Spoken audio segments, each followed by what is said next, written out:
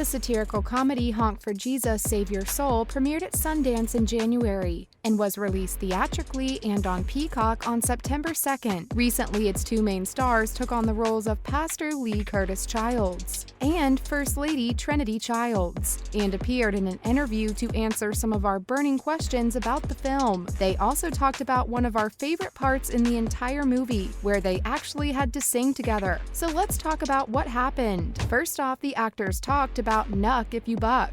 Sterling K. Brown and Regina Hall needed to learn more than lines for their film. They realized just how tough the job was going to be playing the characters when they were asked to learn to sing for the satire comedy film. In one of numerous scenes that called the submission of these self-maintained workers of the Lord into question, they have a huge argument at their megachurch complex. And on the drive home, the scene turns into a musical where they passive-aggressively sing the hood classic of Crime Mob, Knuck If You Buck. But to our surprise, they admitted that they actually had never heard the song before being on set that day. We didn't know the song, let alone the lyrics. I know, it's sacrilegious to most people. We were like, when did this song come out? Brown said. Then they had to learn it from scratch, complete with lip syncing and some vocal lessons. Brown recalled how challenging that was, but he said they learned it real good eventually. Next up, the actors talked about how they were first pitched the movie. Kaluuya actually produced the film through his company 59%. It was the first time he ever worked behind the camera as a producer, so it was definitely a new experience for him. He worked on it as a comedy that elevated the mockumentary genre, and said himself that when director Adamma and Adanne Ebo came up with the idea of casting Regina Hall, many things became clearer. The directing team met with Regina at a coffee shop, according to her in her interview,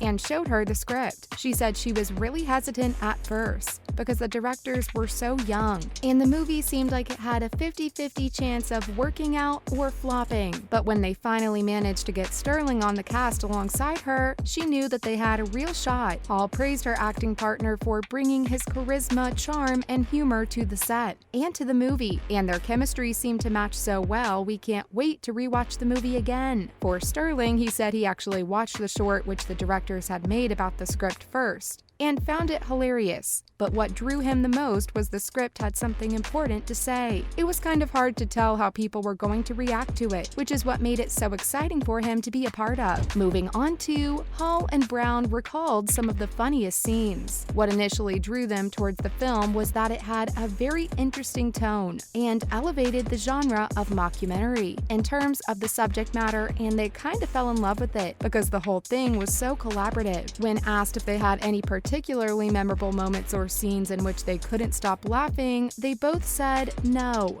Apparently, they got so absorbed in embodying their roles that even doing the wackiest things as Lee Curtis, Sterling said he wouldn't crack even the tiniest smile. But as soon as the scene ended, Regina and him would burst out laughing, just wondering what the hell they were doing a few minutes ago. That sounds like quite the chemistry between the two. Hall said that when you're shooting and the cameras start rolling, the scenes are completely real to her. We don't know if we would have been able to maintain our straight faces as well. As such, huge props to both of them. The actors said that they were representing quite a huge section of society, and they couldn't have afforded to not authentically show their experiences on screen. So as dedicated actors, it was their responsibility to not turn the serious moments in the film into a joke. Finally, let's talk about the social commentary around the film. Speaking about the film's satirical depiction of religious organizations, it explored a lot of interesting topics in a really funny way. It's something people have to navigate, like doing talks to kids, and then knowing that sometimes they have to speak their language in order to get through to them. So if one shows up with a car like a Prius and the other is supposed to be on TV, they would just listen to them less, because the former person is much more materialistic and the kids are asking too much more. They want to see all of this, and perhaps it's exactly what engages them. Another thing the movie portrayed really well was the interesting conflict between church congregations and what social context values are. Sometimes we have this signal in order for people to listen to us, but the most interesting thing is when that person loses themselves, whether they're doing it for the betterment of the congregation or for the betterment of themselves. It produces a conflict.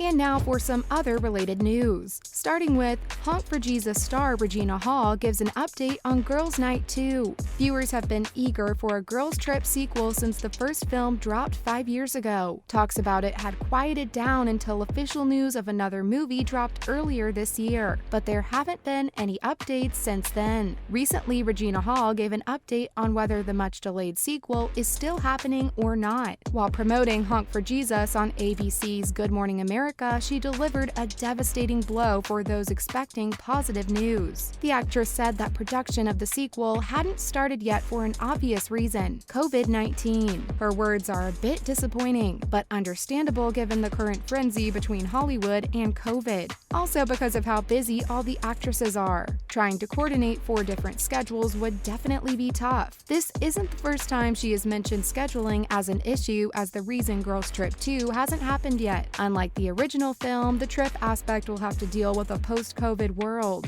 regarding traveling to a new location. But that doesn't mean it's not happening. We'll probably hear more about it in the upcoming months. Right now, it's hard to say exactly when we can expect it to come out, but perhaps a year or 2 should be kept in mind. Now on to Jordan Peele hinted at the possibility of a Nope sequel. Considering the absolutely chilling storyline of Nope, fans are super excited to see what Peele does next. Many are still busy making theories and going over the small details that were left unexplained in the film, but one particular detail pointed out by a fan may have led to the director giving away just a hint that a sequel could be happening. Recently, in an interview with the New York Times, he was asked about a mysterious character that people noticed in the IMDb cast list. It's a man called Nobody, played by Michael Bush, who appeared briefly in the trailer but didn't end up being featured in the film itself. In response to the question, Jordan said that there was more to come about that character, with new stories to be told within the universe this film's set in. This definitely meant he is planning another story, perhaps centering around this character. Perhaps that's the reason why he was also cut from the movie, as to be included in the next one. So even though we don't have official confirmation from the studio, this means there may be another story to come. Let's wait and see what happens. Wrapping it up with Regina Hall's appearance on Jimmy Kimmel Live.